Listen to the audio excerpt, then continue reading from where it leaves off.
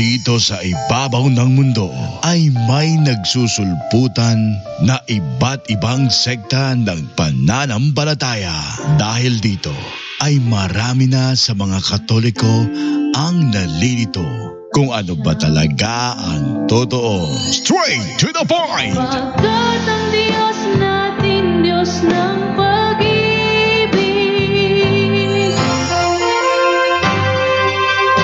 Narito na ang ating programa kung saan direktang sasagutin ang bawat katanungan, maging ang pangbabatikos ng ibang sekta ng pananampalataya. Straight to the point! Straight to the point! Okay, magandang araw po sa inyong lahat at ngayong araw na ito ang tatalakayin ko po sa inyo. Ito ay nakita ko ngayon lang 3 hours matapos itong i-post ni Dan Masin. Itong video na itong picture na ito pakita ko lang yung pinost ni Dan Masin. Ito yun ayan So ito ang kanyang post, ayan. Sabi niya dito, kinsay bakako nilang duha o sino ang sinungaling sa kanila. Ang sabi ng isa, pare yata to, sabi daw, huwag kayong maniniwala na ang kaligtasan ay para sa mga Katoliko lamang. Hindi ka Katoliko kung iniisip mo na ang maliligtas ay Katoliko lamang. Ang kaligtasan ay laan para sa lahat na sangkatauhan, sa buong sangkatauhan. Ito ay si Pablo Virgilio Cardinal David. Ayan, no? So, CBCP President, Bishop of the Diocese of Caloocan. Ito yung unang niya sinabi. Tapos na naman yung pinakontra niya. Pahayag ng isang safety. Kung di ka magkatoliko, wala kay kaluwasan. So, ang sabi niya ngayon, sino sa dalawang sinungaling? Ang sagot sa kanyang katanungan ay walang sinungaling sa kanilang dalawa. Bagkus pinagkontra mo lang. Dahil hindi naman magkakontra ang dalawang statement, pinagkontra mo lang. At para maunawaan natin yan, yung paliwanag ko na yan, ating basahin si ChatGPT. Okay? Ganda ito So, sana masagot ni ChatGPT rito, no? Para mabigyang linaw yung dalawang yan. Kasi yan ay ginagamit nila na pangontra. Eto. So, usahin natin ito tayo sa sa baba. Ito. Yan. May tanong ako sa'yo. Sige, anong tanong mo? Handa akong tumulong, sabi niya. Katuruan ba na Iglesia Katolika na ang kaligtasan ay para sa lahat? Anong sagot? Oo. Itinuturo ng Iglesia Katolika ng kaligtasan ay para sa lahat. Ito ay malinaw na bahagi ng doktrina Katoliko batay sa Biblia, tradisyon at turo ng simbahan. Una, ano ang masasabi ng Iglesia Katolika? Ayon sa Catechism of the Catholic Church, CCC, paragraph 774, God wills that all men be saved and some to come and come to the knowledge of the truth. O yan ay binatay sa 1 Timoteo 2:4. Tapos sa CCC 848, although in ways known to himself, God can lead those who, through no fault of their own, do not know the gospel to that faith without which it is impossible to please Him. Kahit ang mga hindi Kristiyano ay maaaring ilapit ng Diyos sa kaligtasan. Through no fault of their own. Kung naiintindihan lang sana ni Dan Masin yung linyang yon, through no fault of their own, do not know the gospel to that faith without which is impossible to please Him. Punto. Ang kaligtasan ay inaalok sa lahat ng tao. Ngunit ito ay kusang tinatanggap sa pamamagitan ng grasya ng Diyos, pananampalataya kay Kristo at pagsunod sa Kanya. Ikalawa, ano ang batayan sa Biblia? John 3:16, sapagkat gayon na lamang ang pag-ibig ng Diyos sa sanlibutan. 1 Timoteo 2:4, na siya may ibig na ang lahat ng mga tao ay mga ligtas. Roma 2:6-11, ang kaligtasan at paghatol ay pantay. A few moments later. Okay, tingnan tayo. Nagkaroon ng komersyal eh. Okay, so ito tayo sa ating balikan itong ating binabasa rito. Sabi dito is, kaya malinaw, Roma 2:6-11, ang kaligtasan at paghatol ay pantay para sa Hudyo at sa Hintil. Kaya malinaw na universal ang paanyaya, kahit na may pananagutang tumugon ang bawat isa. Pero may mga kondisyon ng kaligtasan. Ayon sa turo ng simbahan, ang kaligtasan ay sa pamamagitan ni Kristo lamang. Ang simbahang katolika ang sakramento ng kaligtasan, CCC 846. Ngunit hindi nito inaangking tanging mga katoliko lang ang maliligtas. Ang mga tapat na naghahanap sa Diyos kahit sa labas ng simbahan ay hindi automatikong tinatanggihan ng Diyos. CCC 847-848. Buod. Ito, tanong, kaligtasan ba ay para sa lahat? Sagot, Iglesia Katolika? Oo, nais ng Diyos na lahat ay maligtas. Sa pamamagitan nino? Kay Kristo lamang. Lahat ba ay maliligtas? Hindi, kundi ang tumugon sa grasya ng Diyos. Tayong Katoliko lang ba ang ililigtas? Hindi, pero ang simbahan ang instrumento ng kaligtasan. Next. Katuruan din ba? Ngayon, 'di ba? Yung ating binasa ngayon, 'yun ay link doon sa una pinakita ni Dan Maasin na sinabi nung bishop is sinabi ng bishop na ang kaligtasan ay para sa lahat. Tama. Ayun, doon naman tayo sa CFD na naman. CFD na magkatoliko ka para ka maligtas. Ito naman, ating tanong kay ChatGPT. Katuruan din ba ng Iglesia Katolika na Iglesia Katolika lamang ang iglesia na ililigtas ni Kristo? Ang maikling sagot, oo. Itinuturo ng Iglesia Katolika na ito ang tunay na iglesyang itinatag ni Kristo. At ito ang instrumento ng kaligtasan. Ngunit hindi nito sinasabi na ang tanging mga miyembro ng simbahang Katoliko lamang ang maliligtas. Ano daw?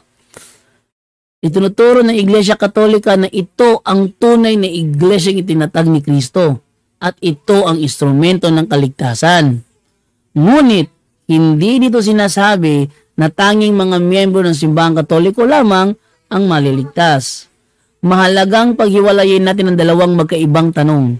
Ang Iglesia Katolika ba ang tunay na iglesia tinatag ni Kristo? Ang tunay na iglesia ba ang Iglesia Katolika ba ang tunay na iglesia na tinatag ni Kristo? Oo. Tinuturo ng simbahan na si Kristo mismo natatag ng isa lamang na iglesia at ito ay nanatili sa Iglesia Katolika. Pangalawa, ang mga Katoliko lamang ba ang maliligtas? Hindi. Hindi tinuturo ng Iglesia Katolika na lahat ng nasa labas ay otomatikong may papahamak. May pag-asa sa kaligtasan ng mga nasa labas ayon sa konsensya, nananampalataya at grasya ng Diyos. Ano sinasabi ng Catechism of the Catholic Church, paragraph 846? Extra ecclesiam nulla salus. Outside the church, there is no salvation.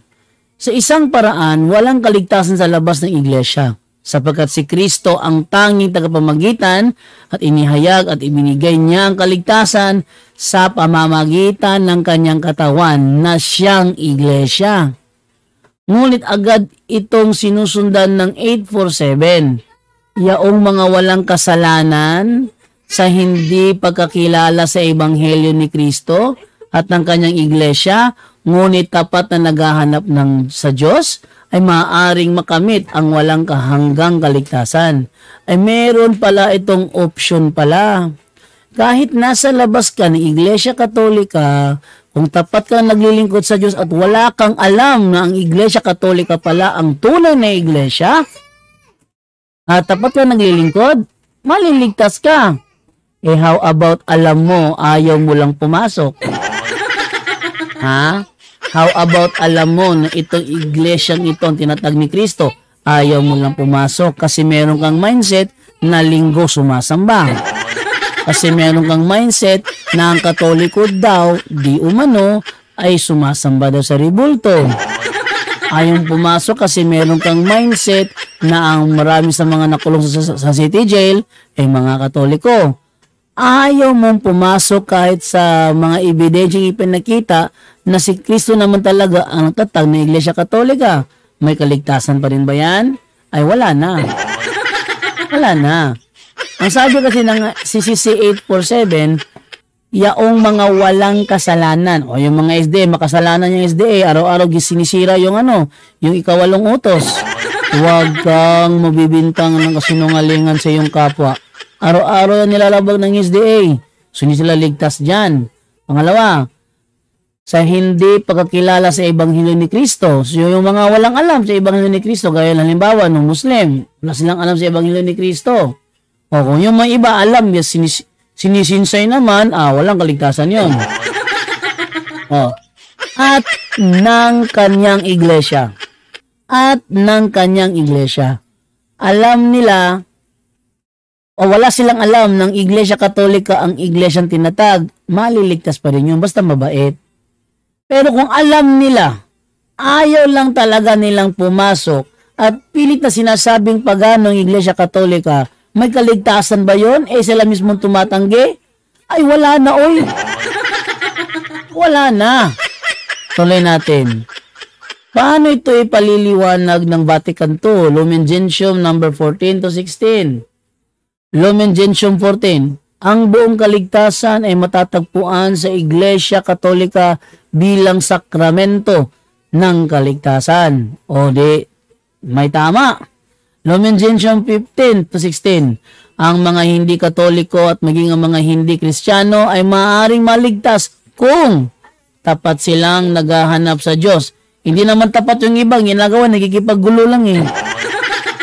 Diba, nanggugulo lang, nakikipag-asara, nakikipagdebate, ang purpose nila is para ma-enjoy sila, gaya ng ginagawa ni Moises Tunyakaw, gaya ng ginagawa ni Peter Pendon, gaya ng ginagawa ni Bacalares, gaya ng ginagawa ng mga SDA sa social media ngayon. Hindi ba? Hindi sila tapat na naghahanap sa Diyos, bagko sila ay fanatic lang sa kanilang relihiyon na ayaw nila ipakita na sila natatalo sa Iglesia Katolika. Ano pa? Namumuhay ayon sa konsensya. Ano pa? At tumutugon sa biyaya ng Diyos kahit hindi nila ito alam ng lubos. Hindi nila ito alam ng lubos. Pero itong mga SDA na nakakatalakayan natin, itong The Revealers, mga INC, nakakatalakayan natin, alam nila eh. Alam nila, ayaw lang talagang tumugon. Buod, tanong, si Kristo ba ay maiisang tunay na iglesia? Ang sagot, oo. Ito ang Iglesia Katolika. Ito ba ang daan ng kaligtasan? Oo, ito ang instrumento ng grasya at kaligtasan. Maliligtas ba ang mga nasa labas ng Iglesia Katolika? Posible, kung tapat sa Diyos at sa budhi. Tapos, hindi ba ito kontradiksyon? Sagot, hindi, sapagkat ang simbahan ay bukas sa lahat at ang grasya ng Diyos ay hindi malilimitahan ng mga sakramento, bagaman ito ang karaniwang daan ng kaligtasan. Kung gusto mo ng maikling sagot para sa debate, halimbawa, oo, tanyang iglesyang itinatag ni Kristo ang Iglesia Katolika at tagapagdala ng kaligtasan. Ngunit hindi ito sinasabing ang kaligtasan ay eksklusibo lamang sa mga miyembro nito. Ang Diyos ay makatarungan at makapangyarihan upang iligtas ang sinumang tapat sa Kanya, kahit nasa labas ng simbahan ayon sa Kanyang biyaya. So, eto naman ngayon yung pangatlo. So, paano i-reconcile ang dalawang yan? Di ba? Ang kaligtasan ay para sa lahat, samantalang ang isa ay ang Iglesia Katoliko lamang ang maliligtas. Ang sagot, napakagandang tanong yan at ito ang isa sa pinakamalalim at pinakamaingat na bahagi ng doktrina ng Iglesia Katolika. Ang reconciliation na ito, ang kaligtasan ay para sa lahat. Di tama si Bishop, di ba? Si Bishop Pablo Berrilio Cardinal, no? Anong sabi niya rito? Ang kaligtasan ay para sa lahat sa pamamagitan ng iglesia. O, di tama rin yung CFD. Ang tanong, magkakontra ba? Hindi. Ang ginawa talaga ni Dan Masin, pinagkontra. Ang kaligtasan ay para sa lahat. Tama. Hindi ka Katoliko kung sasabihin mong walang kaligtasan sa iba. Tama yon. Ang kaligtasan ay para sa lahat sa pamamagitan ng iglesia. Di tama naman yung CFD. Magkakontra ba? Walang pagkakontra. Pinagkukontra lang na talaga ni Dan Masin. Oh. Ngunit, hindi ito nangangahulugan na tanging nakalistang miyembro ng Iglesia Katolika lang ang maliligtas. Narito ang malinaw na paliwanag, hakbang-hakbang. Una, iisa lang iglesia tinayo ni Kristo at ito ay ang Iglesia Katolika. Ayon sa Matthew 16:18, sa ibabaw ng batong ito ay itatayo ko ang aking iglesia. Ang Iglesia Katolika ang nagdadala ng kabuuan ng mga sakramento lamang. Tamang pananampalataya at pagkakaisa kay Kristo. Sabihin nyo na sa Protestante, maling pananampalataya.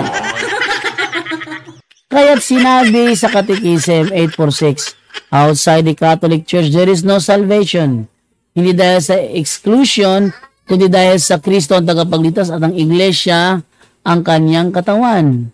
Pangalawa, ang kaligtasan ay inalok sa lahat ng tao, hindi lang sa Katoliko. Tama si Bishop dito, no? Unang Timoteo 2:4, nais ng Diyos na ang lahat ay maligtas. Kaya sinasabi ng Iglesia, ang sino mang tapat na naghahanap sa Diyos, kahit wala sa simbahang Katolika, ay maaaring tumanggap ng biyaya ng kaligtasan. Ang grasya ng Diyos ay hindi limitado sa pisikal na pagiging miyembro ng simbahan. Paano ito posible? Ang Iglesia Katolika ay sakramento ng kaligtasan, hindi exclusive list ng mga maliligtas. Ayon sa Vatican II Lumen Gentium No. 16, those who through no fault of their own do not know the gospel of the church, but seek God sincerely and strive to do His will as they understand it through conscience, may attain its eternal salvation. Halimbawa, isang mabuting Muslim, Buddhist o Protestante na hindi tumatanggi sa katotohanan, kung hindi lang siya nakarinig ng ebanghelyo, ng buong ebanghelyo, ay maring iligtas ng Diyos. Kaso, yung mga SDA ngayon, nakarinig man, ayaw pa rin tumugon. Halimbawa, Luke chapter 10 verse 16. Pag kayo'y nasa ibang bayan at kailangan tinanggap, kainin ninyo ano man ang ihain sa inyo. Yung mga SDA, nagpunta sa isang bayan, doon nagdebate, tinanggap ng mga taga doon, nang siya ay binigyan ng pagkain na may baboy, tinanggihan niya. Sa madaling salita, tinanggihan niya ang sinabi ni Kristo, kainin ninyo ano man ang idulot sa inyo. Ayon, nalabag nila yon. So, ito ay hindi tugma sa kanila. Pero kung may isang tao na nalaman na ang buong katotohanan tungkol sa Iglesia Katolika, ngunit sinasadyang tumanggi, iyon ay ibang usapan. Bakit? Alam nila, Iglesia Katolika, founded by Christ, pero ginahanapan ng paraan na hindi si Kristo, kundi si Constantino, ay iba ng usapan yon. Iba ng usapan yon. Sinasadyang tanggihan Nilalagyan na kung ano-ano Sabi pa ni Aramel Parba, si Emperor Justinian, si Emperador Constantino, si Bishop Ignatius of Antioch, kung sino-sino pinagbibintangan, kahit na ang ebidensya, Catholic Church, founded by Jesus Christ, sadyang tumanggi. Iyon ay ibang usapan. Tandaan nyo Pero kung may isang tao na nalaman na ang buong katotohanan tungkol sa Iglesia Katolika, ngunit sinasadyang tumanggi, yon ay ibang usapan. Paano rin ko silang dalawa? Katotohanan, kaligtasan ay para sa lahat. Paliwanag, sapagkat si Kristo ay namatay para sa buong sanlibutan. Lahat ay inalok ng kaligtasan. Next, Ang Iglesia Katolika lamang ang tinatag ni Kristo bilang instrumento ng kaligtasan. Kaya't kung saan naroon ang simbahan, nariyan ang kabuuan ng mga biyaya ng kaligtasan. Ayaw ng mga SDA pumasok dito Paano yan? Maliligtas pa rin ba?